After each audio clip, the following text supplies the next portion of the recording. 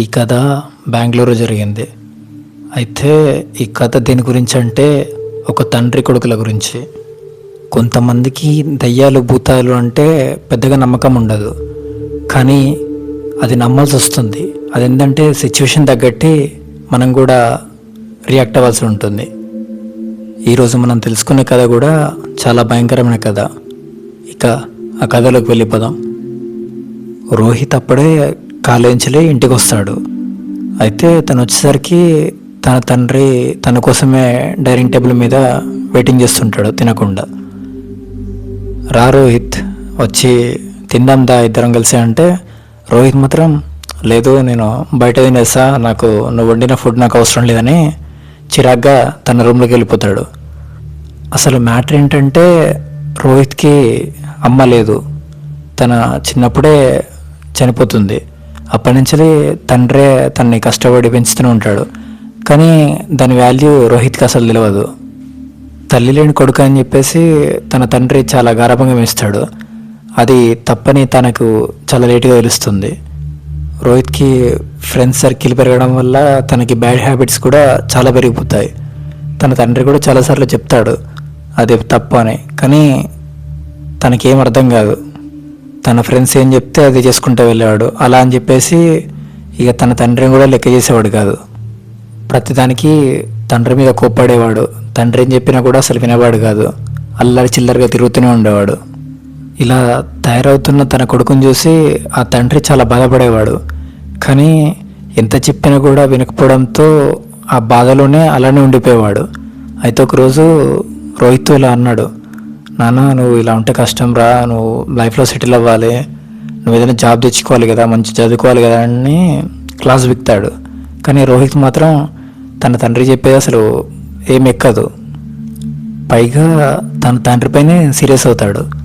అసలు నా లైఫ్ నా ఇష్టం, అసలు చెప్పనికి నువ్వెవరు, అసలు గట్టిగా అంటే నీకు ఇంట్లోంచి వెళ్ళిపోతా, నీకు అంత ప్రాబ్లం అవుతుందని ఇంట్లుంటే అని తన తండ్రిపైనే సీరియస్ అవుతాడు. ఎందుకు తెలీదు, రోహిత్కి అయితే తన తండ్రి అంటే అసలు ఇష్టం ఉండదు. ఇలా సాగుతూనే ఉంటుంది. అలా కొన్ని రోజులు గడిచిపోతుంది. అలా ఒకరోజు రోహిత్ను తన తండ్రి ఇంట్లోనే ఉంటారు. అయితే అర్ధరాత్రి ఎవరో కాల్ చేసేయాలని చెప్పేసి రోహిత్ బైక్ మీద వెళ్తుంటాడు. అయితే అట్లా బయలుదేరేటప్పుడు తన తండ్రి ఆపుతాడు, ఇంత రాత్రి వద్దురా, ఇట్లా రోజులు బాగాలేవు, ఏమైనా అవుతుంది, మళ్ళీ నువ్వు ఏమైనా అయితే నేను తట్టుకోలేని చెప్పేసి చెప్తాడు. కానీ రోహిత్ మాత్రం అవేం పట్టించుకోడు, అలానే వెళ్ళిపోతాడు. అలా వెళ్ళిపోయి ఒక ఆగి ఉన్న లారీని చూడకుండా గుద్దేస్తాడు. అతను అక్కడే చనిపోతాడు. రోహిత్ చనిపోయిన తర్వాత అసలు ఆ తండ్రికి అసలు పిచ్చిలేసినట్టు అవుతుంది. ఎప్పుడు చూసినా కూడా రోహిత్ ఫోటో పట్టుకుని అలానే ఉండేవాడు, అలానే బాధపడుతుండేవాడు. ఎవరొచ్చి ఎంత చెప్పినా కూడా అసలు వినేవాడు కాదు. ఆ తండ్రి రోహిత్ గురించి ఊకే ఆలోచిస్తూనే ఉండేవాడు. ఎలా అంటే అసలు తన పుట్టినప్పుడు ఎంత బాగా చూసుకున్నాడు, ఎంత గారాబంగా పెంచాను, ఏంది అసలు ఇట్లా అయిపోయింది ఏంటని అలానే బాధపడుతూనే ఉండేవాడు. అసలు రోహిత్ని మొదటిసారి స్కూల్ పంపించినప్పుడు కూడా తండ్రి చాలా బాధపడతాడు. ఆ రోజంతా స్కూల్ బయట నిల్చుంటాడు. మళ్ళీ రోహిత్ స్కూల్ నుంచి బయటకు వచ్చే వరకు ఆ తండ్రి అసలు ఎక్కడ కదలడు. అవన్నీ గుర్తొచ్చి ఆ తండ్రి గట్టిగా ఏడుస్తూనే ఉంటాడు. లేదు రోహిత్, నువ్వు నాకు కావాలి, నీతో మాట్లాడాలని చెప్పేసి ఆ తండ్రి ఏడుస్తూనే ఉంటాడు. తనతో ఎలాగైనా మాట్లాడాలని చెప్పేసి అలా నడుచుకుంటూ బయటికి వెళ్ళిపోతాడు. అలా వెళ్ళి ఒక మాంత్రికుని కలుస్తాడు. ఆ మాంత్రికుడికి మొత్తం క్లియర్గా చెప్తాడు తన గురించి, తన కొడుకు గురించి, తను చనిపోయిండని, తనతో మాట్లాడాలని చెప్పేసి అలా చెప్తూనే ఉంటాడు. ఇదంతా విన్న ఆ మంత్రిగాడు, చూడండి సార్, చనిపోయిన వాళ్ళు ఎలాగని చనిపోయేవాళ్ళు, వాళ్ళ గురించి మీరు ఆలోచించే వాళ్ళని కలవడం కూడా మాత్రం చాలా తప్పు, అది కరెక్ట్ పద్ధతి అయితే కాదు. ఎందుకంటే ఒక్కసారి చనిపోయాలంటే వాళ్ళు మనుషులతోని ఎక్కువ కాంటాక్ట్ అవ్వలేరు. అవినా కూడా వాళ్ళు మన ప్రాణాలు తీయడానికి ఎక్కువ ఛాన్స్ ఉంది. అది చాలా రిస్కీ వ్యవహారం, తనని మనం రీచ్ అవ్వలేం. దయచేసి ఇలాంటి ఏం పట్టించుకోకండి, లైట్ తీసుకోండి అని ఆ పూజారి చెప్తాడు. కానీ అతను మాత్రం వినకుండా, లేదు నా బిడ్డని నేను మాట్లాడాలి, నా బిడ్డతో నేను చూడాలి, అతనితో మాట్లాడాలని చెప్పేసి అలానే చేస్తాడు. ఓకే, సరే కానీ నేను చెప్పింది మాత్రం జాగ్రత్త చెయ్యి అని చెప్పేసి ఆ మంత్రగాడిలో చెప్తాడు. ఒక అమావాస్య రాత్రి ఒక్కడివే ఏదైనా ఒక పాత బంగ్లా లోపలికి వెళ్ళు.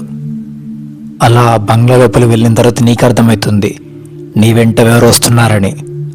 అలాంటి సిచ్యువేషన్ నీకు అర్థమవుతుంది నీ కొడుకు నీతోనే ఉన్నాడని. ఎట్టి పరిస్థితుల్లో కూడా అతనితో నువ్వు ఎక్కువ మాట్లాడకు. అతన్ని ముట్టుకోవడానికి కానీ తన్ని తాకడానికి కానీ అసలు ట్రై చేయకు. ముఖ్యంగా నువ్వు అస్సలు భయపడద్దు. ఇవన్నీ గుర్తుపెట్టుకో. ఇక మంత్రగడి చెప్పిందంతా ఆయన క్లియర్గా వింటాడు. ఇక ఆయన తన ఇంటికి వచ్చేస్తాడు. కానీ ఆ మంత్రగడి చెప్పింది మాత్రం తన చెవిలో అలానే తిరుగుతూనే ఉంటాయి. ఆ రోజు ఆఫ్టర్నూన్ టైంలో తన ఇంట్లో అలా కూర్చొని ఉంటాడు. తన కొడుకు గురించి ఆలోచిస్తూనే బాధపడుతూనే ఉంటాడు. అప్పుడే ఎవరో గుర్తు తెలియని ఒక వ్యక్తి వచ్చేసి డోర్ బెల్ కొడుతుంది. ఇతను వెళ్ళి డోర్ తీస్తాడు.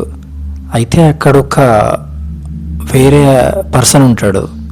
ఆ పర్సన్ని ఇంతవరకు ఇతను చూడలేదు. అతను ఒక కొత్త పర్సన్. రోహిత్ వాళ్ళ డాడీ ఏం అడగకుండానే ఆ పర్సన్ చెప్తూనే ఉంటాడు, చూడండి సార్, మీరు ట్రై చేస్తున్న పద్ధతి మాత్రం అసలు కరెక్ట్ కాదు. సపోజ్ మీరు వెళ్ళాలనుకుంటే అసలు భయపడకండి, అసలు తాకకండి. ఎట్టి పరిస్థితుల్లో కూడా అసలు మీరు భయపడద్దంటే భయపడద్దు. ఎందుకంటే మీరు ఎప్పుడు భయపడతారో ఆత్మలకు శక్తి మరింత ఎక్కువైతుందని చెప్పేసి ఆయన అలానే చెప్తాడు. నువ్వైతే జాగ్రత్తగా ఉండని చెప్పేసి ఆ పర్సన్ ఒక నిమ్మకాయ ఇచ్చేసి అక్కడి నుంచి వెళ్ళిపోతాడు. ఇక రోహిత్ వాళ్ళ డాడీకి అయితే అసలు అర్థం కాదు. అసలు నేను చేస్తున్న పని గురించి ఆ మంత్రగాడికి తప్ప అసలు ఎవరికి తెలియదు. అయినా కూడా ఈ పర్సన్ గట్ట తెలిసిందని చెప్పేసి అలా అయోమయంలో ఉంటాడు. ఇక అప్పటికే సాయంత్రం అవుతుంది. ఇక ఏదైనా పాత బంగ్లా ఉంటుందని చెప్పేసి ఆ బంగ్లాలు చూసుకుంటూ అలా వెళ్తూ ఉంటాడు.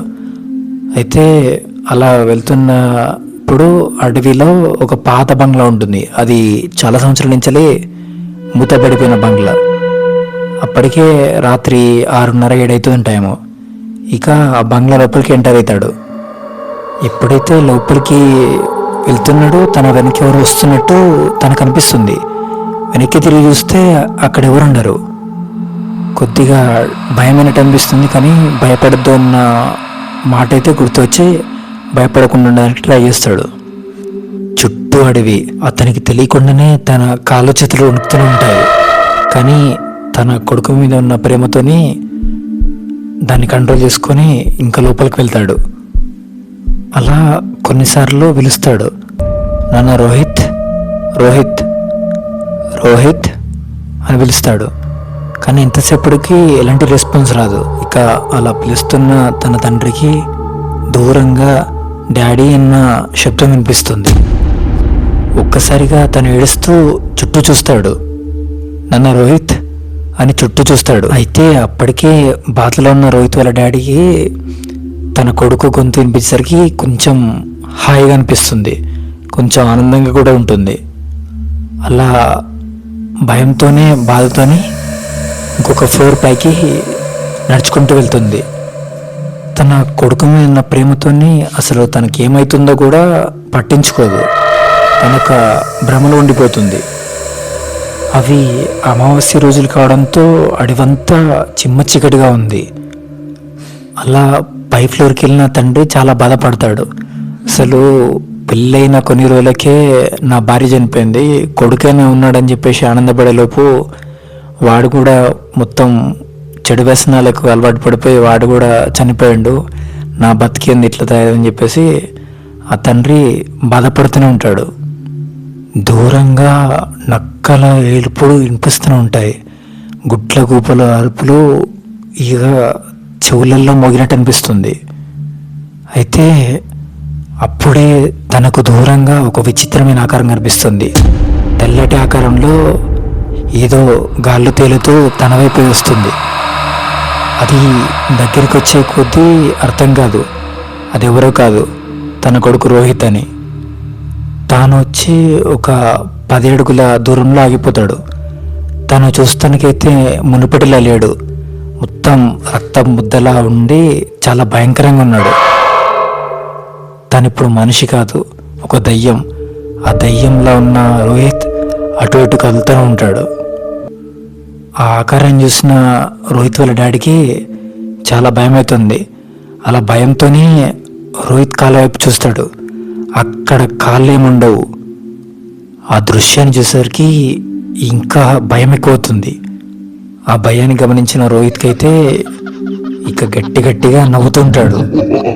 ఆ నవ్వు కూడా చాలా భయంకరంగా నవ్వుతూ ఉంటాడు. అప్పుడు రోహిత్ ఇలా అంటాడు, అయినా నన్ను చూసి ఎందుకు భయపడుతున్నావు? నాతో మాట్లాడడానికి వచ్చావు, అయినా వచ్చేదానికి రాకుండా ఆ నిమ్మకెందుకు తెచ్చుకున్నావు అసలు అని అడుగుతాడు. కానీ ఆ తండ్రికి మాత్రం నోటి నుంచి మాటలు రావట్లేదు. అలానే నోరు వెళ్ళబెట్టి తన సైడే చూస్తూనే ఉంటాడు. అలా చూస్తుండగానే రోహిత్ ముఖం ఒక దయ్యంలా మారిపోతుంది. ఒక్కసారిగా గట్టిగా అరుస్తూ తన తండ్రిపైకి వస్తాడు. తన తండ్రిపైకి వచ్చేసి ఏదో పాత పాగున్నట్టే ఆ భయపడుతున్న తండ్రిని అక్కడే చంపేస్తాడు. ఆ మంత్రగాడు అప్పటికి చెప్తూనే ఉంటాడు, వెళ్ళకని. కానీ మూర్ఖంగా తన కొడుకుని కలాలని చెప్పేసి వెళ్ళి ఆ తండ్రి ఆ కొడుకు చిత్రుడిని బలి అయిపోతాడు. సో ఫ్రెండ్స్, చూసారుగా ఈ వీడియో మీకు ఎలా అనిపించింది? ఈ వీడియో మీకు నచ్చినట్టయితే ఈ వీడియోకి ఒక లైక్ చేయండి.